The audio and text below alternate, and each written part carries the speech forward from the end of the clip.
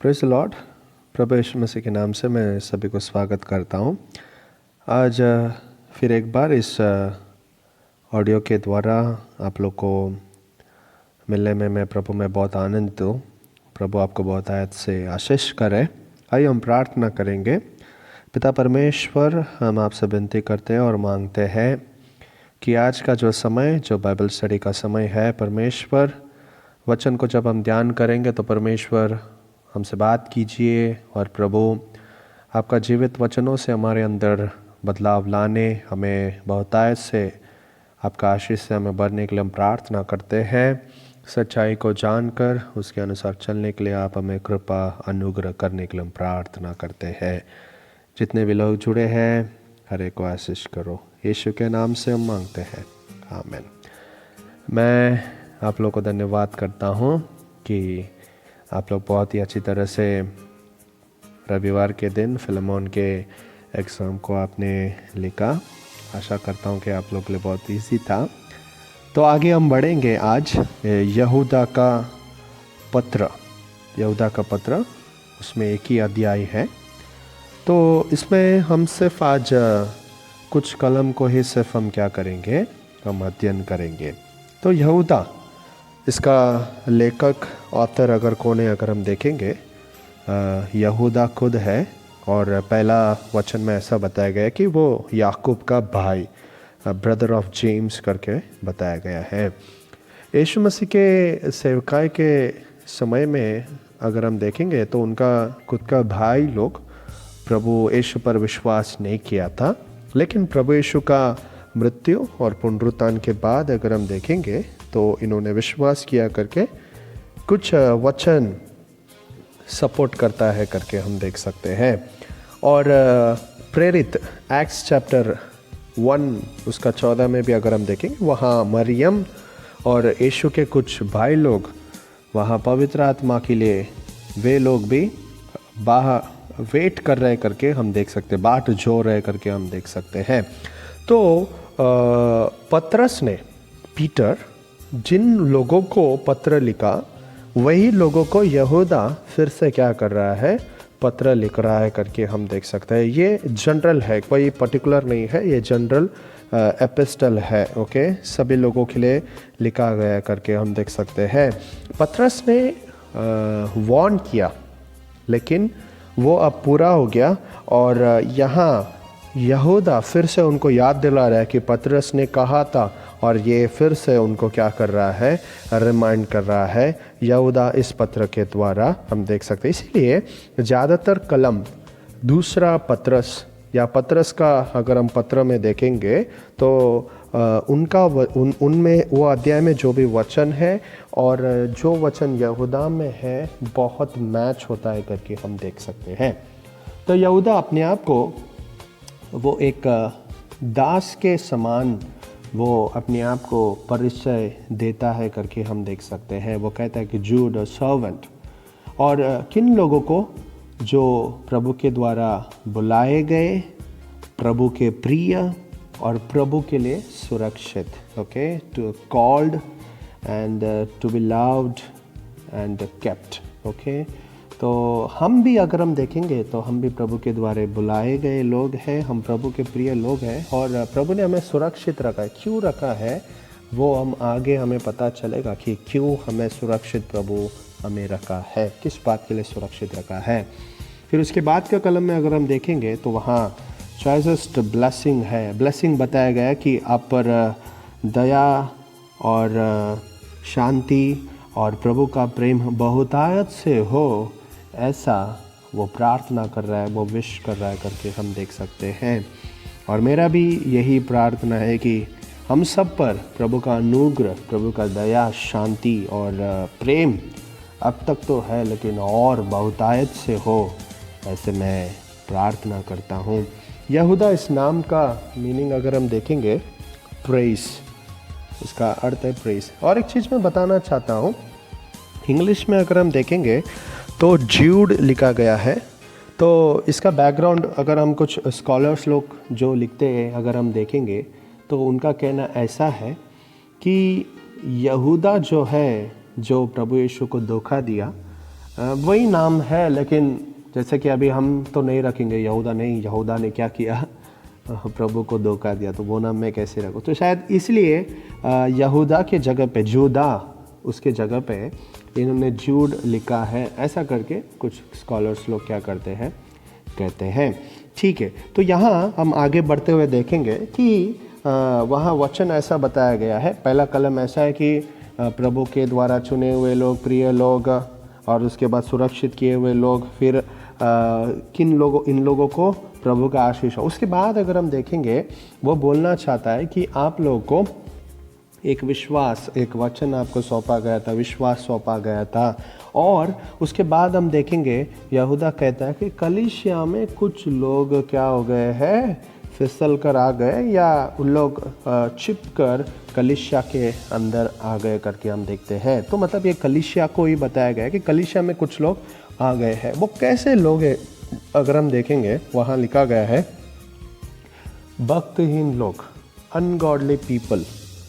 और ये भक्तिहीन लोग उनके सिर्फ सोच में नहीं, उनके जीवन में भी, दिखने में बाहर से ऐसा लगेगा कि भक्ति भक्ति, लेकिन अंदर से उनके सोच में, उनके जीवन में अगर हम देखेंगे, वे भक्तिहीन लोग थे, उनके अंदर भक्ति नहीं था। और ऐसे लोग कलीसिया के अंदर आ गए करके यहूदा क्या कर रहे हैं, बता रहे हैं। और वे लोग डिसिटफुल है, डिसिटफुल मतलब चीटर लोग हैं, मतलब दूसरों को क्या करते हैं, बहकाने वाले हैं। इसलिए देखते हैं कि वो लोग चिपके से अंदर आ गए। शैतान भी अगर हम देखेंगे तो वो जानता है कि हम कलीसिया का सामना, विश्वासी का सामना हम सीधा नहीं कर सकते, इसलिए वो कलीसिया के अंदर घुसकर वो कलीसिया के लोगों के द्वारा, प्रभु के लोगों के द्वारा ही क्या करता है, कार्य करता है। और ये सब कैसे हो सकता है, कौन चिपके से अंदर आ सकता है? जब सोल्जर या विश्वासी लोग अगर सो रहे हैं, तब ही इस प्रकार का शैतान के लोग, यानी तो शैतान का कार्य क्या हो सकता है, कलीसिया के अंदर आ सकता है। और देखेंगे इन लोग के बारे में ऐसे बताया गया कि ये लोग प्रभु के अनुग्रह को लुचपन में बदल देते थे करके हम देखते हैं। ये लोग क्यों कलीसिया में आए? प्रभु के अनुग्रह को लुचपन में बदलने। इनका कहना ऐसा था कि अगर हम प्रभु के अनुग्रह से अगर हम बच गए, तो हम इसके आगे हम क्या कर सकते हैं, हम पाप कर सकते हैं, कुछ नहीं होगा। और वो प्रभु का वचन भी इसलिए यूज़ करते थे कि उनका जो भी गलत डॉक्ट्रिन है उसको डिफेंड करने के लिए वो यूज़ करते थे करके हम देख सकते हैं। आज भी कई जगह ऐसे फॉल्स टीचर्स आ गए, वो वचन के आधारित ही बात करेंगे। मैं आपको बताना चाहता हूँ, वचन के आधारित ही करेंगे, लेकिन वो कुछ वचन को पकड़ लेंगे और वे अपना जो टीचिंग है उसको स्ट्रॉन्ग करने या उसको डिफेंड करने के लिए प्रभु का वचन लेकर वो क्या करेंगे, हमें बहकाएंगे करके हम देखते हैं। और उसके बाद उनके बारे में बताएगा कि उन्होंने प्रभु यीशु को ही क्या किया, इनकार किया। वे ऐसे कहते हैं कि प्रभु यीशु एक मनुष्य था, ठीक है, लेकिन हम उसे एक अनंत काल का परमेश्वर जैसा तो हम नहीं स्वीकार सकते करके यहाँ हम देख सकते हैं। लेकिन ऐसे लोगों के बारे में बताया गया है कि वचन में लिखा गया है, हम पढ़ेंगे तो लिखा गया है कि ये लोगों के बारे में पहले से ही वर्णन किया गया है कि इनका न्याय कैसे होगा। क्यों इन लोगों का न्याय होगा अगर हम देखेंगे तो ये लोग प्रभु के नाम से ही ये सब कर रहे हैं। पतरस, मैंने आपको बताया कि 2 पीटर में भी कई जगह सेम चीज़ बताया गया। उधर ऐसा बताया गया कि ये भक्तिहीन लोग, अनगॉडली लोग क्या करते हैं कि प्रभु यीशु आने वाले हैं, दूसरा आगमन को भी लोग नहीं स्वीकारते हैं। इसलिए मैथ्यू चैप्टर 7 वर्स 15 में भी देखेंगे, प्रभु यीशु ने बोला कि हमें फाड़ डालने, यानी तो हमें डिवाइड करने, अंतर में वो भेड़ों का बेश लेकर आते हैं। लाइक हमें दिखने में शिप लगेगा, लेकिन वो किसका बेश लगा कर आया है, वो बेश तो भेड़ों का बेश है, लेकिन वो क्या है, एक वुल्फ है करके हम देख सकते हैं। तो हमें कलीसिया इस परिस्थिति में, ऐसे परिस्थिति में हमें क्या करना चाहिए, कलीसिया से क्या अपेक्षा किया जा रहा है, हमारा रेस्पॉन्स क्या है अगर हम देखेंगे। वचन 3 में ऐसा लिखा गया है कि आपको सौंपा गया है, जो विश्वास आपको एक ही बार सौंपा गया है उसके लिए आप क्या करो, यत्न करो करके हम देखते हैं।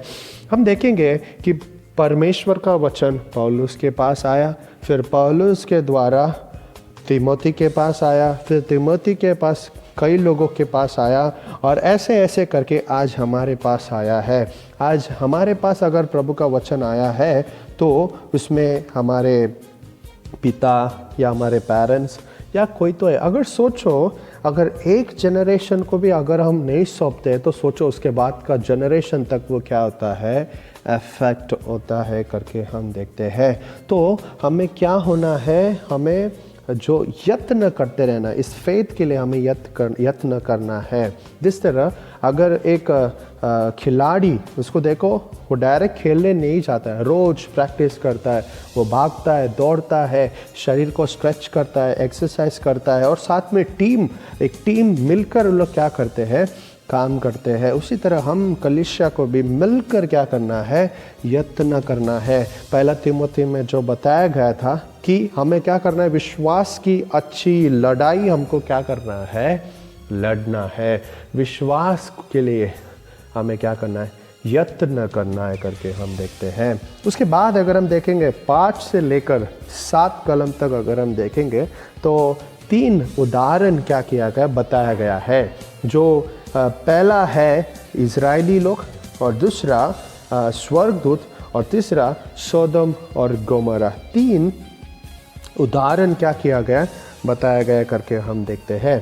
तो यहाँ इज़राइल के बारे में बताते समय अगर हम देखते हैं कि ये लोगों को परमेश्वर ने मिस्र देश से बाहर लेके आया, इजिप्ट से बाहर लेके आया, तो भी बाहर आने के बाद भी ये लोग के अंदर से डर नहीं गया। क्यों? क्योंकि इनके अंदर विश्वास नहीं था। मूसा, कालेब, यहोशू, इनको क्या किया, एनकरेज किया, हमेशा उनके साथ रहकर उन्हें बताते रहते थे। लेकिन तो भी कई लोग ये वचन को, प्रभु का वचन को उन्होंने क्या किया, रेफ्यूज किया, माना नहीं। क्या कारण?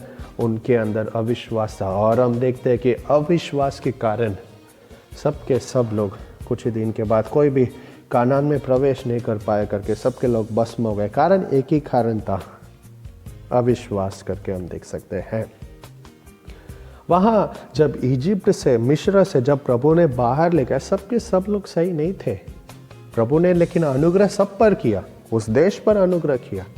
उसी तरह आज भी अगर हम देखेंगे कि प्रभु ने हम सब अपने कार्यों से नहीं, लेकिन हम पर दया करके प्रभु ने सबको क्या किया, स्वीकार लिया, हमसे प्रेम किया। तो लेकिन हमें उसमें टेकन फॉर ग्रांटेड हमें नहीं रहना है। हमें याद रखना है कि हमें उस विश्वास जो प्रभु ने दिया है उसके लिए हमें यत्न करना है। हमें और विश्वास में बढ़ना है, हमें और विश्वास में बढ़ना। हमारे अंदर अविश्वास जो भी है उसे निकाल देना है।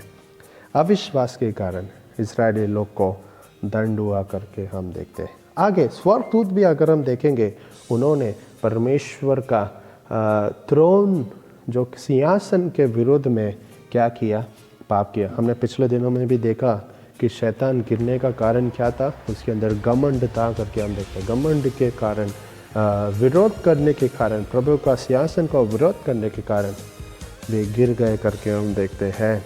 ये एक दूसरा उदाहरण है। तीसरा उदाहरण अगर हम देखेंगे, सोदम एंड गोमोरा, कि ये लोग के बारे में बताया गया है कि ये लोग क्या करते थे, पराये शरीर, बताया गया कि स्ट्रेंज फ्लैश। जब इसके बारे में अगर हम देखते हैं, वहाँ मतलब व्यभिचार तो हो रहा था, लेकिन ऐसा बताया जा रहा है कि मतलब पराये शरीर के साथ, जिस तरह रोमियो का पत्र में हम देखते हैं, मे भी पुरुष पुरुष के साथ, स्त्री स्त्री के साथ, या इवन मनुष्य देखेंगे, मनुष्य जानवरों के साथ भी। इसलिए बताया गया कि पराये शरीर करके क्या किया गया है, इस तरह उन्होंने क्या किया है, पाप किया है। तो ये सोदम गोमोरा और ये स्वर्गदूत और इसरा, ये सब क्या बताता है अगर हम देखेंगे, अभक्ति लोगों का उदाहरण बताता है। आई मीन भक्तिहीन लोगों का, अनगॉडली पीपल का क्या बताता है, एक उदाहरण बताता है करके हम देखते हैं। 3 एग्जाम्पल, हम ये पूरा जूड को जब हम पढ़ेंगे तो एक चीज़ हमें याद रखना है कि जूड, यहूदा भक्तिहीन लोगों के बारे में बात कर रहा है। भक्तिहीन लोग क्या करते हैं, उनके अंदर क्या क्या गलतियां हैं भक्तिहीन लोगों का गुण क्या क्या है, वो क्या क्या करते हैं, वही पूरा यहूदा का हम चैप्टर में, ये पहला अध्याय में, उसका एक ही अध्याय इसमें हम क्या करेंगे देखेंगे। उसमें 3 एग्जाम्पल मैंने बताया कि ये इज़राइल लोग जिनके अंदर विश्वास नहीं था, उसके बाद एंजल जो रबल किया, और सोदम गोमोरा जो पाप किया करके हम देखते हैं। हमें करना क्या है, हमें क्या करना है, ऐसे हर एक चीज़ का हमें क्या करना है, सामना करना है। हम विश्वासी लोग, हमें विश्वास सौंपा गया है, हम यत्न करेंगे। Let's fight the good faith. इसलिए आपसे कहता हूँ, बच्चों से कहता हूँ, वचन पढ़ो, वचन पढ़ो। बाइबल एग्ज़ाम लिखने का वो तो मुझे कोई मकसद नहीं है, लेकिन मेरा एक ही मकसद है, I am just encouraging you कि आप लोग वचन को पढ़ें, वचन को पढ़ें, क्योंकि हम जितना वचन को जानेंगे उतना ही हम सामना कर सकते हैं, हम डिफेंड कर सकते हैं। देखो, हम बाइबल कॉलेज करके बोलते हैं, लेकिन मेरा कहना यह है कि हर एक कलीसिया बाइबल कॉलेज होना चाहिए, हर एक विश्वासी बाइबल स्टूडेंट होना चाहिए। तो हम इस भक्तिहीन लोगों के विरोध हमें करना है। भक्तिहीन ये कलीसिया के अंदर आ गया है, हमें ऐसे लोगों से हमें क्या करना है, सामना करना है। इसलिए हमें विश्वास में यत्न करना है। तो आज हमने सिर्फ पहला 7 कलम को देखा। आने वाले हफ्ते में हम आगे का कलम हम देखेंगे। मैं फिर से याद दिलाना चाहता हूँ कि यहूदा में ज़्यादा कलम भक्तिहीन लोगों के बारे में बताया गया है। आप पढ़िएगा, अच्छी तरह से पढ़िएगा। आज ये 1 से 7 आप पढ़िएगा, आपको और अच्छा समझेगा। आने वाले दिन में 8 से बाकी 25 वचन है पूरा, आगे का भी कलम को हम पढ़ेंगे, उसे और ध्यान से पढ़ेंगे। एक्चुअली मैं ऐसा सोच रहा था कि एक ही दिन में मैं कंप्लीट करूं, लेकिन इसमें बहुत सीखने की बात है। तो आने वाले हफ्ते में हम आगे का जो कलम है वो करेंगे। परमेश्वर हमें आशीष करेंगे। मेरा भी यही प्रार्थना है कि प्रभु का दया प्यार आप पे बहुतायत से हो, और जो विश्वास आपको सौंपा गया है उसके लिए यत्न करते रहो। गुड फाइट, अच्छा लड़ाई, विश्वास का अच्छा लड़ाई लड़ते रहो। प्रार्थना में, वचन में समय बिताओ। परमेश्वर हमें आशीष करेंगे। Let us pray. पिता परमेश्वर, धन्यवाद करते हैं समय के लिए, आज जो आपने हमें ये मौका दिया कि हम मिलकर आपकी आराधना करता है। प्रभु हमें आशीष करो। ये वचन के द्वारा प्रभु हर एक को प्रभु तेजन दो परमेश्वर। प्रभु मैं चाहता हूँ कि सब लोग प्रभु बहुतायत से आपका आशीष और प्रेम को पाए, आपका अनुग्रह बहुतायत से हो जाए। विश्वास का अच्छा लड़ाई लड़ने के लिए सबको मदद करो परमेश्वर। प्रभु मेरे सदस्य लोग जब प्रभु वचन को पढ़ेंगे, प्रभु उनकी आंखों को खोल दो। पवित्र आत्मा बात कीजिए, उनके जीवन में कार्य कीजिए। आपकी नाम की महिमा हो। अब तक संभाला इसलिए धन्यवाद, और भी संभालो। आने वाले हफ्ते मिलने तक प्रभु आप हमें संभालना। प्रार्थना यीशु के नाम से मांगते हैं, आमीन। प्रभु हम सबको आशीष करें। हम सब वचन को पढ़ेंगे, परमेश्वर हमें आशीष करेंगे। God bless you.